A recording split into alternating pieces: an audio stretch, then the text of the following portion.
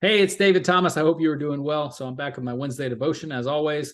You can see it's a little chilly in my house. I got my jacket on, but that's okay. We're going to dive right in. I'm going to try to keep this short as always because I do value your time. But every Wednesday I jump on here and share a little bit about my devotion, my heart, things that have been, revealed to me in my walk with God, and hopefully it blesses you in your walk with God. So today I'm going to be pulling a play out of my father's playbook, actually. So I'm plagiarizing this a little bit, but I've heard him speak on this throughout my entire life multiple times, and it's always stuck with me. And he speaks on Psalms chapter 1. All right. And growing up, to his credit, he challenged us, his children, to memorize scripture, hide the word in your heart, right? So that's what he challenged us to do. So one of his challenges, which was to memorize the entire chapter of Psalms 119, which, if you're not familiar with it, it's the longest chapter in Psalms, and or I think maybe in the Bible. But the point is, we got close. We didn't quite accomplish it, but we got close. We could recite, hundreds of verses, just sitting down, which was pretty impressive at a young age. So I'm glad that he did that. But another chapter we had to memorize was Psalms chapter 1. And so if you're not familiar with it, let me quote it for you now. It's, "Blessed is the man," and obviously this goes for women as well.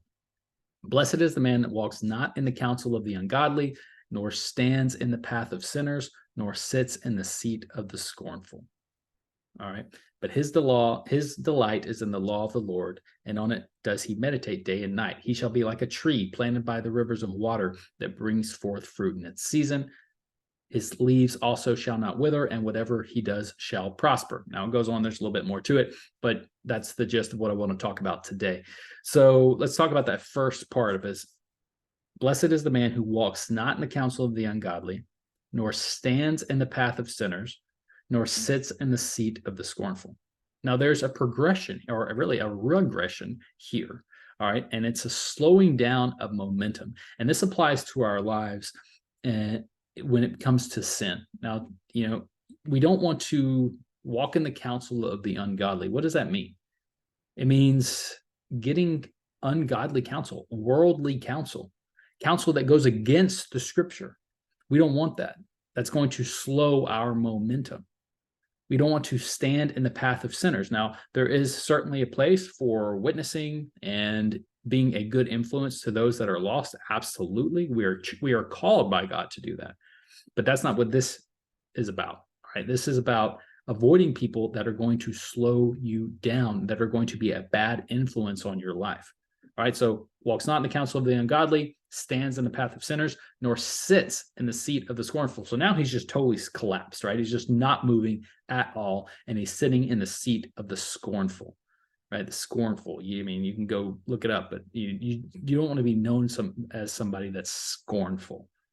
All right. So what is this really about today then? This is about choose wisely who you hang around, right? You want to be around the people it's like iron sharpening iron, people that are going to make you a stronger Christian brother and sister, people that are going to build you up, people that are going to help you grow in your relationship with God. Because as we talked about a few weeks ago, what are we put on this earth to do, right? Bring glory and honor to God, and also get to know and love him more each day in a rich and full relationship with God, getting to know him, to be sanctified, to be closer to God in every single aspect every single day. And so how are we going to do that when our momentum, our relationship is slowing down? We're filling it up with sin and unwise counsel and scornfulness. We don't want that. We want to be around those that are going to encourage us and influence us in a godly manner. That is going to help us grow and enrich our relationship with God as a Christian. So, I could dive into this in all different aspects and really break down the scripture a little bit more, like my dad does when he does it. But I don't want to take the time to do that because I do want to keep these short. But the point is, really think long and hard. Are the people that you're associating with? Now, I understand people have work and obligations and things like that, and you can't always choose who you're being around, but you can choose who you listen to. You can choose who influences your life. And if it's not someone that's influencing you and encouraging you according to the scripture and what the scripture says is right, then I would think long and hard about how much time I spend with those people. Because what's going to happen? You're going to start to see that regression, that slowing down, that, you're walking, then you're standing, and then you're just totally stopped and sitting down. And you don't want that in your Christian walk. You want to always be moving forward, always becoming closer to God and getting to know him more. So hope you get value from this today. Love and appreciate you all. I'll be back next week, of course. So take care. God bless, and we'll see you soon.